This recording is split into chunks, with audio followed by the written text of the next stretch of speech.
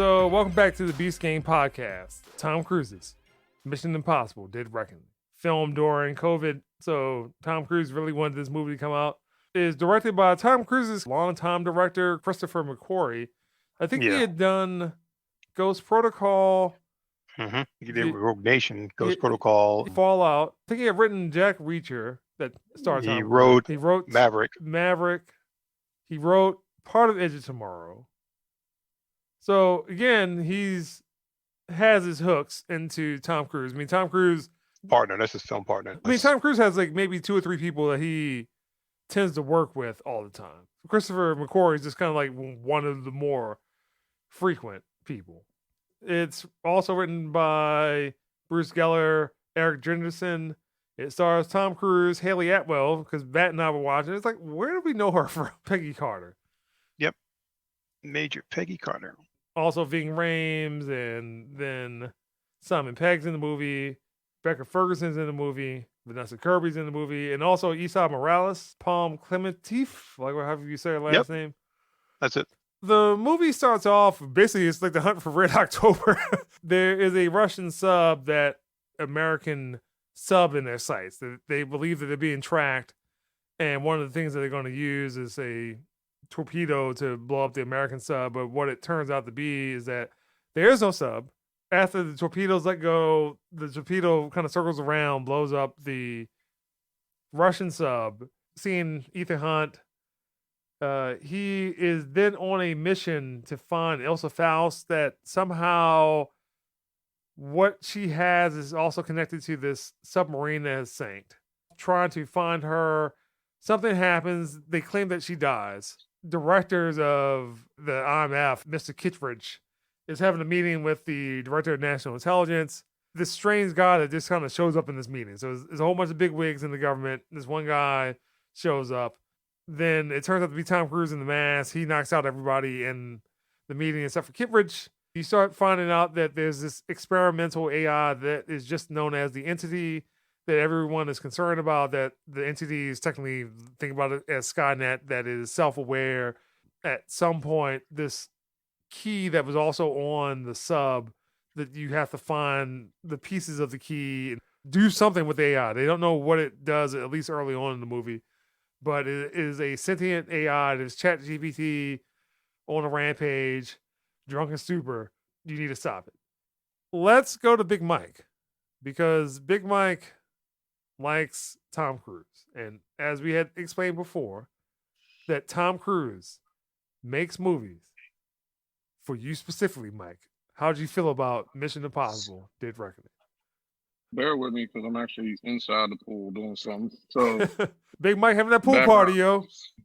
And it's empty. You know, I'm standing here trying to get clean because they're going to come replace the liner tomorrow. So hopefully this ongoing saga will be over very quickly. I will say that I thoroughly enjoyed Mission Impossible. Once again, as you stated, Tom Cruise let you know via video that this film was made to be seen in the theater, and he makes these movies for us. And like I said, damn it, if this man don't seem to get better with time, better with age, this is the one franchise to me that does not slow down. It just keeps getting better.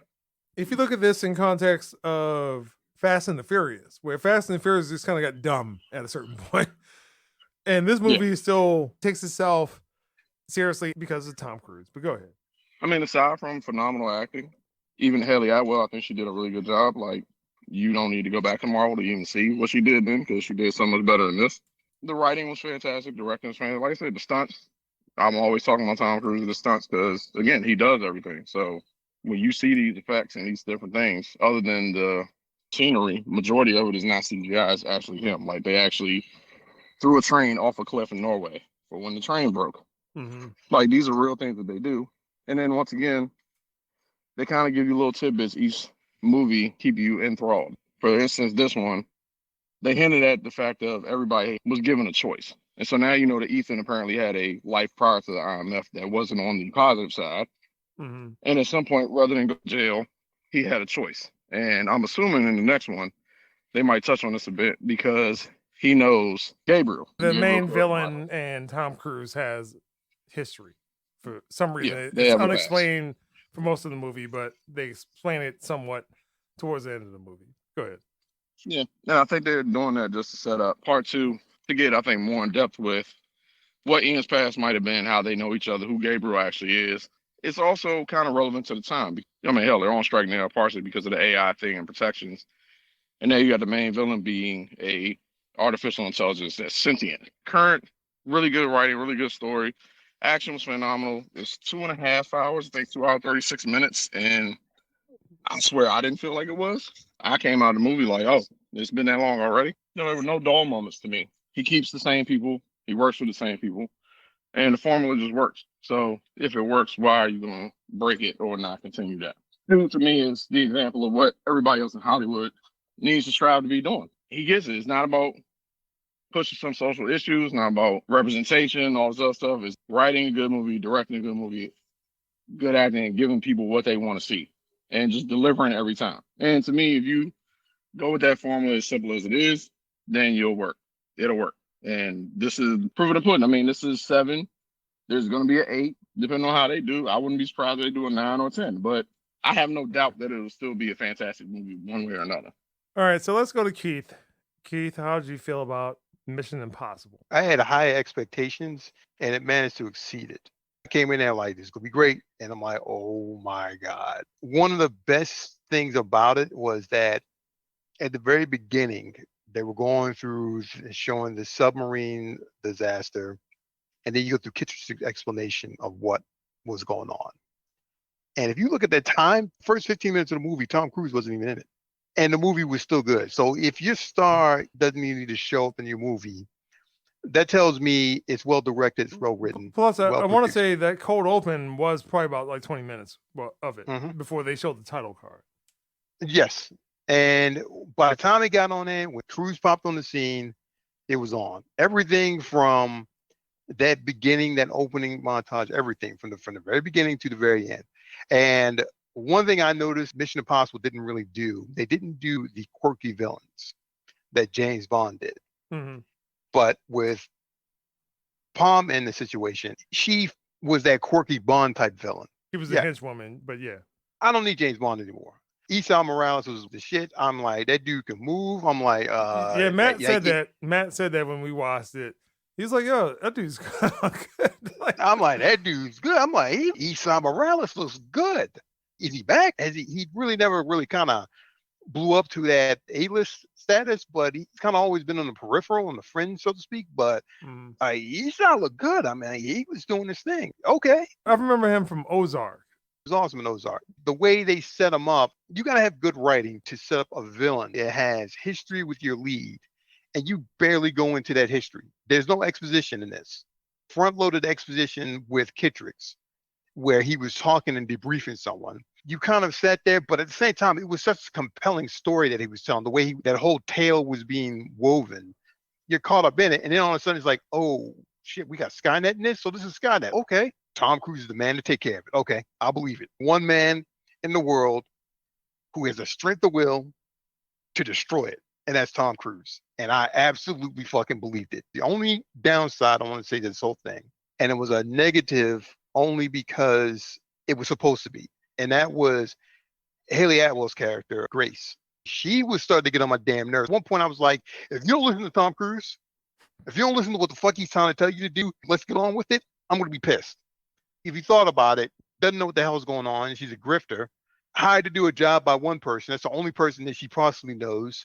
Everybody else is just nameless stranger doing whatever they want to do, telling her she's got to go and she's got to move this way or that. Towards the end, I kind of understood what was going on. And through the course of the movie, he's basically trying to gain her trust. The movie worked. It worked on levels. I like that how they finally separated Ving Rhames' and Simon Pegg's character. They're not the two tech guys. Ving Rhames is the computer science expert. Simon Pegg's character is sort of the backup agent. It all worked out. Everyone knew their roles. Everyone knew where they belonged.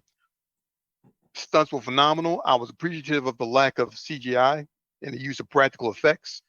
Every set piece or stunt position was made perfect sense and it actually fit and worked. That yellow car scene with the car scene in Rome, I was like, it was actually kind of funny. And yeah, basically an Italian job. It's basically an Italian job, exactly. And it was damn right funny, but I'm like, you know, Tom Cruise is really doing that shit. He's really driving that car with one damn hand, handcuffed. to Haley Atwell. And I think Haley Atwell was driving that car around and smashing into everything and shit, because you can see the look of fear in Tom Cruise's eyes half the damn time. This is my shit. This is phenomenal. I'm here for the next movie. He's going out with a bang. He's got a lot to live up to this movie. I know for a fact he can do it. This is going to be great. I'll make one final observation. Pretty sure they're just going to end this series unless he introduces it, or there's an actor out there that can actually, that's at Tom Cruise's level in terms of acting and stunt work. Anyone else coming into this franchise is not going to make it. It's not going to work. The next movie that comes out, they might as well just end it. You look around for the next one. And honestly, everybody who's coming close to Tom Cruise's level in terms of dedication to that craft, Keanu Reeves, Chris Hemsworth, Henry Cavill, John David Washington, all those dudes doing their own stunts and trying to do, mixing it up with thoughtful action movies and having the acting chops to back it up. They're not at Tom Cruise's level yet. And there's no way they're going to be able to pull off any of this shit that he's doing. I don't think they want to. Henry Cavill might, but he's not at that level yet. I'm looking forward to the last hurrah for Mission Impossible. I don't know how they're ever going to top it. Paramount will go out of business and shit because they got nothing else in the pipe. Those are my thoughts. All right, Matt. Wow, this is like one of the, in a long time, to actually appreciate what Tom does. When we're taking a look at least the last 2 to 3 years, I mean, when you're looking at top movies, what are some of the top movies that have come out? Top Gun, this one. This is what going to the movies is about: experience, emotion, character development, intrigue, suspense, chase scenes. This is exactly what all of this is about, and Tom Cruise does it better than anyone in the game. I'm glad that he did make it only for the movies rather than streaming. His dedication and effort and ambition definitely shows. It's not just someone just reading a sheet of paper and we're just kind of sitting there in the movie. At least for me, I was very engaged when I saw it and paying attention to the characters. Again, this is the way movies should be. All of you guys hit on everything that I would have hit on.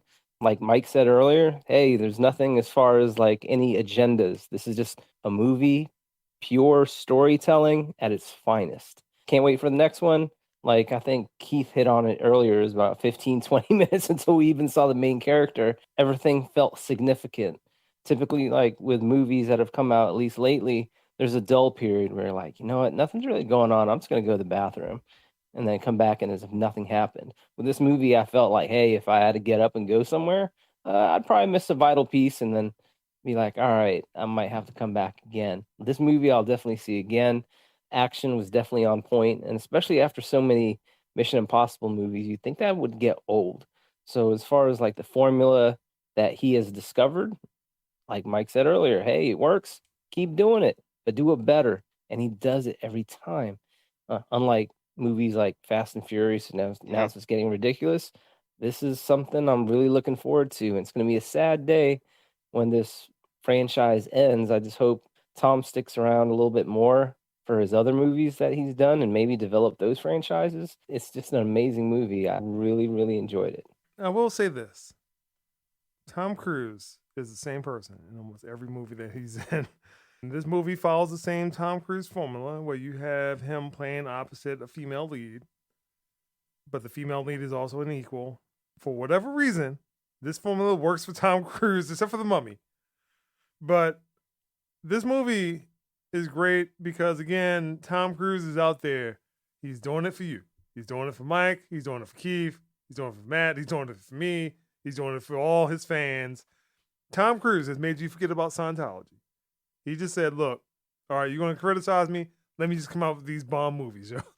So is that I find this to be a complete movie. Even at the end of the movie, where the movie wraps up, technically, it could just been the end of the movie at that point. But you still have this other element that there will be a sequel to this. Tom Cruise will still be doing his own stunts, the production side of this, because Tom Cruise wants to make good movies. He is making the movies that used to come out that were events that you needed to go to the movie theater on a Friday night. You go buy your tickets. You needed to get there early. You needed to go buy popcorn, a hot dog, chicken strips. Tom Cruise wants you to sit down in the seat, enjoy all that for 2.5 hours, and then afterwards sneak into this movie again and like watch it. Because again, Tom Cruise is making movies that are events. What used to be the Marvel movies used to be Mhm. events. But then Yep, Star Wars, Disney got whole greedy. events. Disney got greedy and started watering down this. But Tom Cruise, again, he's delivered on Mission Impossible. He has delivered on this movie. He delivered on Fallout. That, again, these movies, we're talking about post-COVID movies, that his movies in particular still follow the same formula. Matt and I were watching this. I told him, I'm like, yeah, like maybe I need to go back and watch Edge of Tomorrow. Maybe I need to go back and watch the first Jack Reacher. The second one was trash. I need to go watch those movies because those movies are still good. Oblivion, still a good movie. So watch Edge of Tomorrow and Oblivion every once in a while. I'll pop it in and watch a few scenes. Yeah, but again, Tom Cruise making those popcorn movies that used to be an event. What should be Indiana Jones is this movie. Almost follows the same formula. Like there's a long car chase, and this movie is a long one in Indiana Jones. They're globe hopping in each movie. But Tom Cruise knows how to do it better. Again, Tom Cruise has made you forget about Scientology.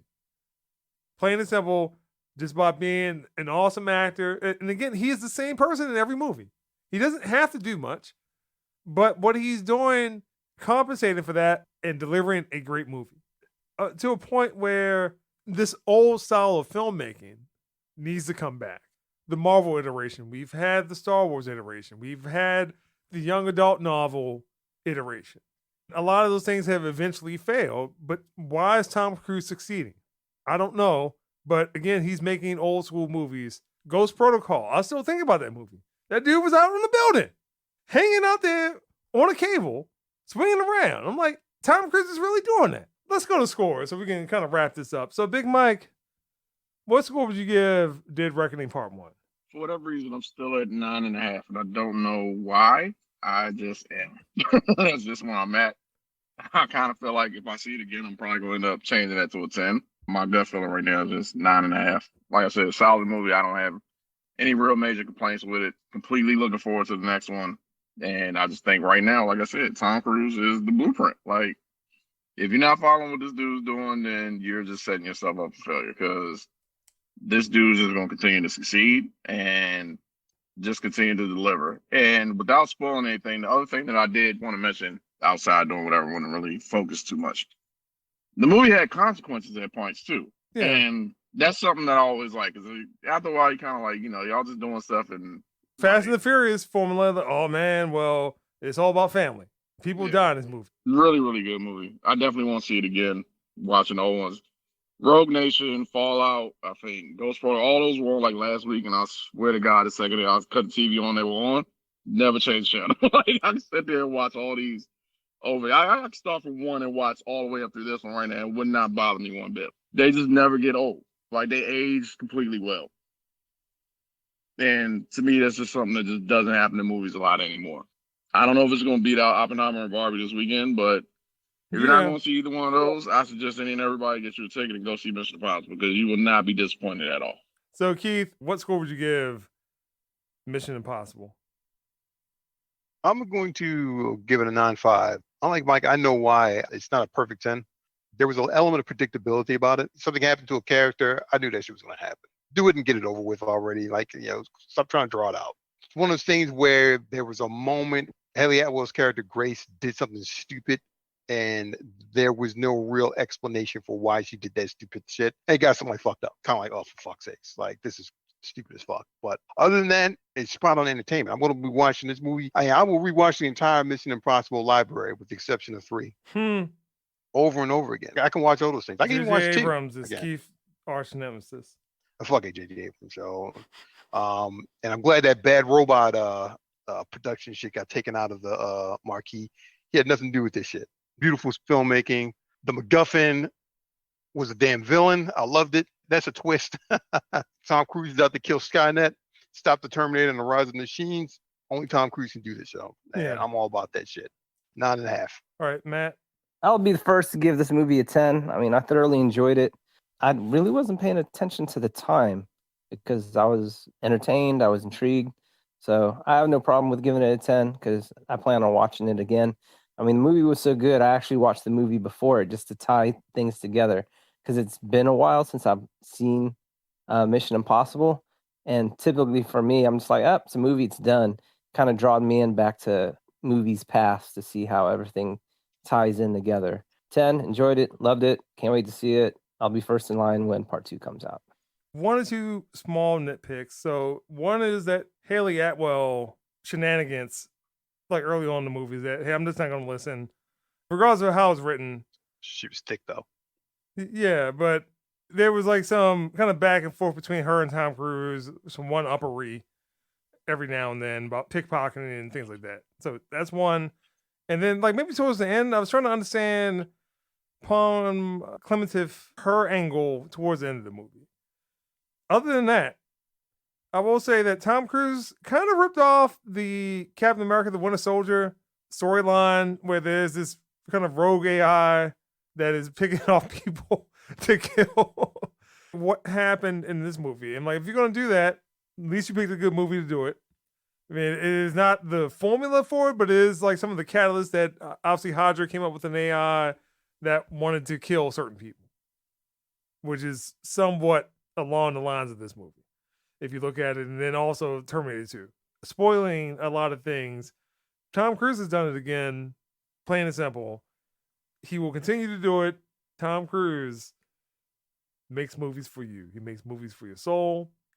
He makes movies for your dollars. He makes movies for the movie theaters. He makes movies for you to enjoy, making an event out of it, talking to your friends about it, and kind of go crazy. But Tom Cruise is out there doing it. He's out there riding off cliffs, on motorcycles, base jumping like a madman multiple times. He's out there breaking his ankle. He's out there hanging off of buildings. He's hanging on the side of a plane for you. He doesn't have to do that. They can CG him in there. They can just film it as a wide shot. The camera directly on Tom Cruise's face as he is like literally flying through the air on the outside of a plane. And he is out there doing it. And that's Beast Game Pod.